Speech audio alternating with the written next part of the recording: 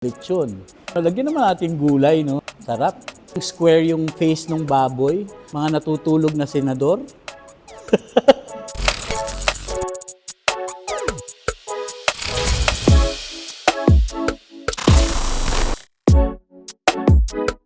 Pag sinabing food trip, una, lechon. Pangalawa, adobo. Pangatlo, bopis. Pang-apat, higado ba yun? Higado. Lagyan naman natin gulay, no? Pakbet. Isa sa mga specialty ko, pakbet eh.